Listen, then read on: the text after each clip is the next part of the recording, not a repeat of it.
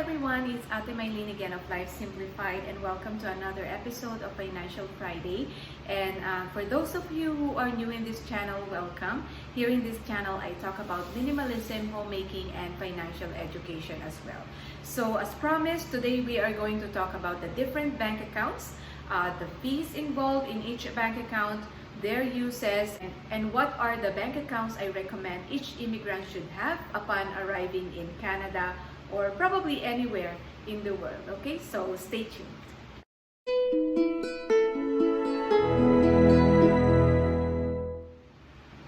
Alright, so here in Canada, there are different types of bank accounts that you can have. Okay, so we have the checking account. You can also have a savings account and an investment account. So let's talk about checking account first. The type of checking account depends on the number of transactions that you make, right? And the type of fees also applies to that. So let's say, for example, in my bank, they offer unlimited checking account, which is the one that we are currently using. So unlimited checking account meaning that you can use your checking account in an unlimited manner, no limit, and you will only be paying one fee. Okay, so in my case, we are paying $13.95 for the whole month of having a checking account. I know in the Philippines you don't have to pay anything to have a checking account, right? But here you have to pay an account maintenance fee. Okay, so there are several ways wherein you can get a checking account for free. So if you do a lot of transaction and you want to waive the monthly fee for your checking account, a lot of banks offer stipulations wherein they can waive that fee for you. So for example, in my bank, we just have to maintain a balance of 2,500 every month, and that monthly fee will be waived for us. But the thing is, you have to maintain that 2,500 balance every single day for the month. So let's say, for example, one of the days your balance went down to 2,499, then you will no longer be qualified for that fee to be waived. So just make sure that you keep that balance, and that monthly fee will be waived for you. Now, there are also other accounts that if you're not really using your checking account that much, so this is a good time for you to evaluate what type of checking account you have, ano? Kasi if you're using mostly credit card to do your transactions, if you're only using less than 20 transactions a month, then maybe the bank has a different type of account that offers a lower fee. In my case, for 20 transactions, my fees will come down from $13.95 to $10.95, for example. Okay, so and then if I'm using only 10 transactions, then it will go to $3.95 or something. See if the type of account that you have is cost effective for you. If you think that you're using less than what you're paying for, you can always ask your bank to switch your account into the cheaper type of checking account. Okay, and another tip that I would like to give you is, if let's say, for example, you are a student, even if you're a mom and you went back to school, you can switch your account into a student account, and they will waive the monthly fee for you as long as you are still a student. Okay, so make sure that whenever there are changes in your situation, always ask your bank what promotions they have or what type of product is suitable for you, because that could be a way for you to save a little bit of money. Okay, now if you're also turning to be a senior, 65 years old, I believe, is what most banks consider as a senior. So if you're turning 65, then you would also be eligible for a no-fee checking account. So always make sure to contact your bank, and if you're turning to be a senior, they can always convert your checking account into a senior's account, thus saving you that fee for an unlimited transaction. Okay, so those are the basic ones for checking accounts. For unlimited checking account, they also offer free e-transfers. For e-transfers, I believe you have to pay $1.50, right? So if you're the type of person who does a lot of e-transfers, then might as well switch into an unlimited checking account and then keep a maintaining balance so that the fee will be waived for you and you will get a lot of benefits from there, okay? So the next type of account is a savings account.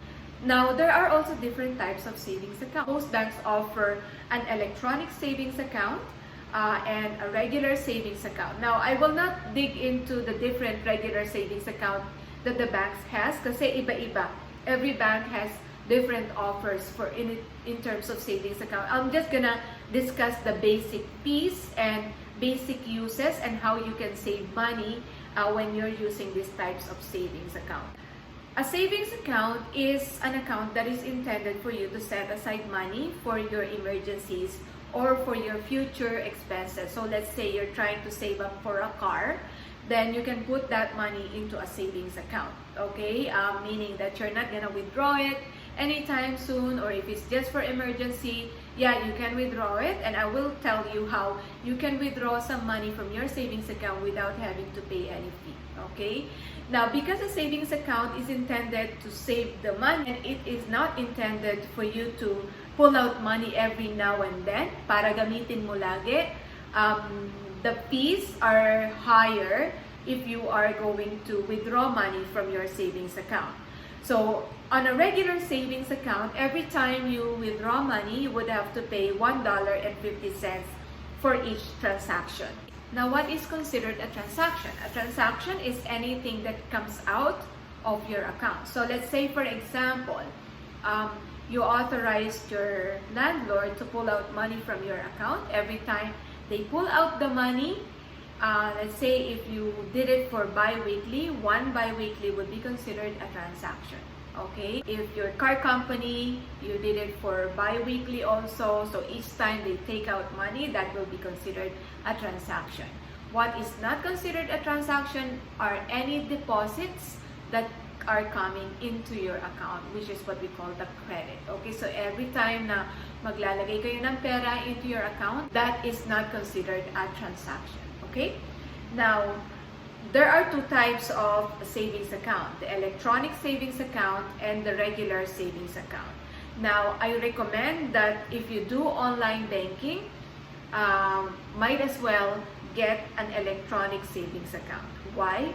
Because in an electronic savings account, every time you need to take out money, what you can do is you can just pull out or transfer money from your electronic savings account to your checking account and take out the money from there, and you don't have to pay any fees. Whereas if you're going to withdraw money from a regular savings account, each time you take out money from that, you could be charged $1.50 for each transaction depending on the type of savings account that you have.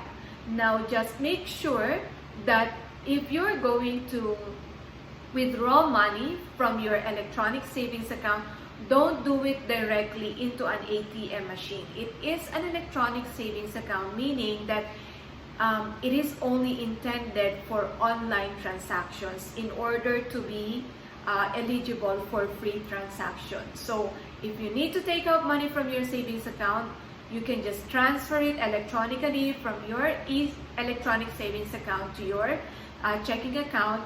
Otherwise, if you withdraw directly from an electronic savings account, you would have to pay a $5 transaction fee. Now that is in my bank. Okay, now I would encourage that you check with your bank how much would be the fees. But if it says an electronic savings account, it is intended for you to just do transactions online in order to avoid those hefty fees. Okay. And the last type of accounts that you can consider having are investments accounts. So what are the investments accounts? There are two types. There are what we call the registered accounts and the non-registered accounts. So the type of registered account, when we say registered accounts, it is an account, those are accounts that are registered with CRA or the Government of Canada. So what are those? Those are the tax-free savings account. These are just the basic ones, okay? They are the tax-free savings account and the registered retirement savings plan, or RRSP, and the RESP, which is for the education of your kids. Those are all registered to Canada Revenue Agency. Now, what are the differences? Okay, so the tax-free savings account, it is an account that has to be registered so that you don't have to pay taxes on any interest earned by your investment up to a certain limit. Okay, so for the tax-free savings account, every year we are allowed to put in 5,500 since 2008, I believe, or 2009. Okay, so if you haven't been here from there, so since you arrived in Canada, every year you can put 5,500 into your tax-free savings account. Now, sometimes it varies, and sometimes it goes up to 6,000, and sometimes it goes down again to 5,500. I believe for this year it's only 5,500. Correct me if I'm wrong, but it's always good to check with your bank what is the contribution limit for the year to make sure that you are not going to be paying any penalty. So what is the tax-free savings account intended for? Para saan ba yon? So for me, I use my tax-free savings account for my emergency fund. Something that I know I'm not gonna use often, I'm not gonna touch, that I will only touch in case of emergency. So for example, if you're planning to buy a car, or you're just basically saving up to go home to the Philippines, the tax-free savings account is a good savings account to put the money on, because tax-free savings account usually offers a bit higher interest rate than the regular savings account. And if you need to take out the money, you don't have to pay any fee. However, although the fee is not, there's no fee when you take out the money from a tax-free savings account, I don't really recommend you putting your money there if you know that you are gonna take it out anytime soon anyway, right? So if you are, let's say, if you know that you're not gonna touch the money for at least 6 months, then the tax-free savings account is a good place to set aside your money. If you are going to use it in 6 months below, then just put your money into an electronic savings account or a regular savings account. Okay, so the tax-free savings account is intended for short-term savings, big purchases, and stuff like that. Okay, now the next one is the RRSP, the Registered Retirement Savings Plan. I highly recommend that you start putting money in your RRSP, and this is something that I regret that I did not do upon arriving in Canada, because I hear a lot of controversies about, oh, don't open RRSP, it's not worth it, you would have to pay, blah blah blah blah blah blah. At the end of the day, we cannot depend on the government for our retirement. It's always good to have some sort of a control over what you are saving up for your retirement, to give you more of security. In my opinion, working from a regular bank to the insolvency portion of the financial industry, RRSP, more than your home, your RRSP gives you more security, honestly. Because your RRSP, in the event that you have to file for bankruptcy or consumer proposal, that's something that cannot be touched by the trustee. Okay, your home, that can be taken away from you, but your RRSP is something that is secure. They cannot touch it because that is basically for your retirement. Now that the rule depends on different provinces, so always check. But RRSP is a good investment to have if you are wanting security for when you retire. So right now we are doubling up our payment on our RRSP.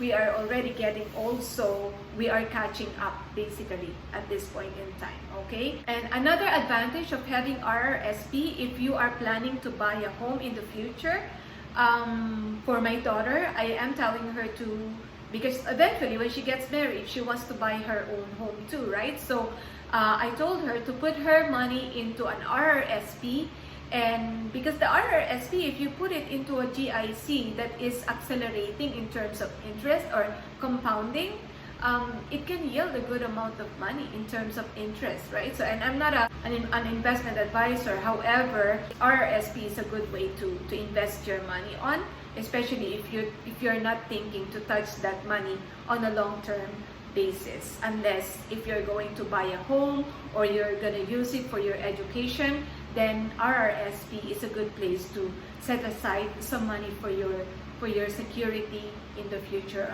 upon your retirement. Okay, so another type of investment is RESP, which is the education for your kids. Okay, this is something that I was not able to do, unfortunately, for my kids, but we are blessed in such a way that my kids are not really going into the university yet. However, my daughter has already completed her mutual fund license. She started a career in the bank at the age of 19, and she's working her way up. The bank can help her out when it comes to moving forward with her career and pursuing some education in finance. So in that case, she doesn't have to apply for any student loan and still continue moving forward with her career without having to getting into debt or starting her life being in debt as well. Okay, so well, if you do have extra money, yes, go ahead, set aside money for your kids' education.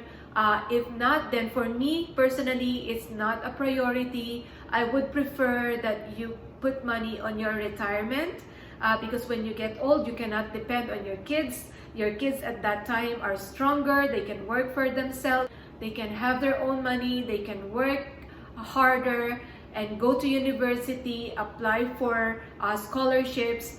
Don't ever get into loans or student loans.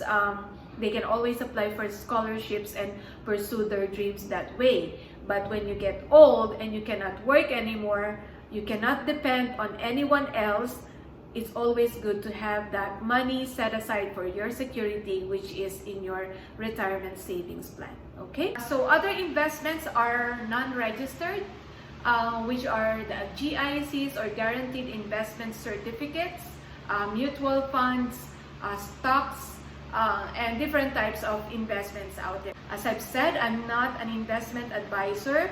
I just worked in the bank and I know like basic things about these things. If you want to learn more about investing, you can always talk to your financial advisor and they will be more than happy to guide you as to where you should put your money or invest your money. Okay, so now, so what are the different accounts that I recommend every immigrant should have? Simple.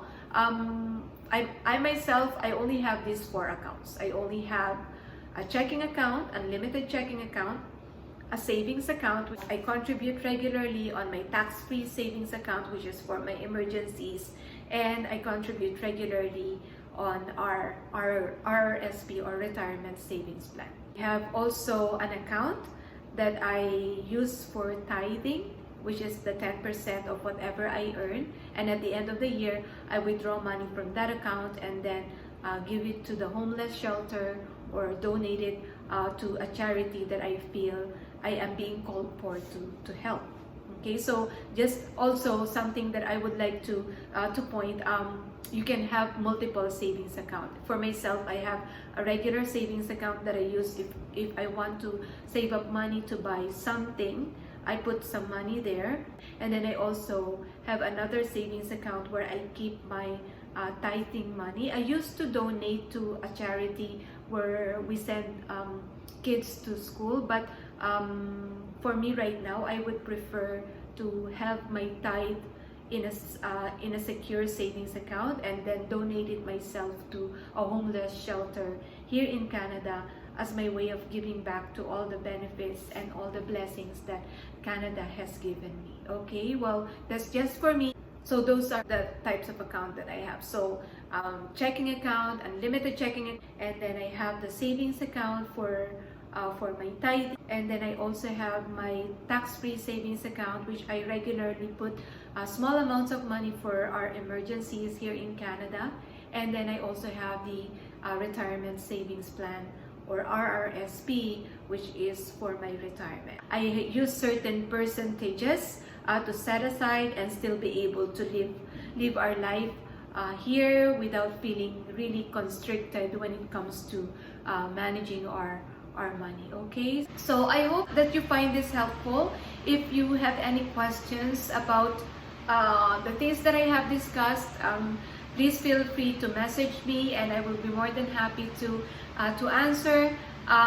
Please follow me on my Instagram, Life Simplified by Mai, Facebook page, Life Simplified by Mai, or you can also email me at mylifesimplifiedcanada@gmail.com. Okay, so thank you once again everyone for all your support, and I will see you on my next video. On my next video, we will talk about budgeting, how I budget, and hopefully you can gain some insights on what are the different types of percentage that I allot for, let's say for example, in housing, for savings, for tithe, and all those stuff. Okay, so I will see you again for another episode of Financial Friday. Thank you so much, and God bless everyone. Stay safe and healthy. Bye.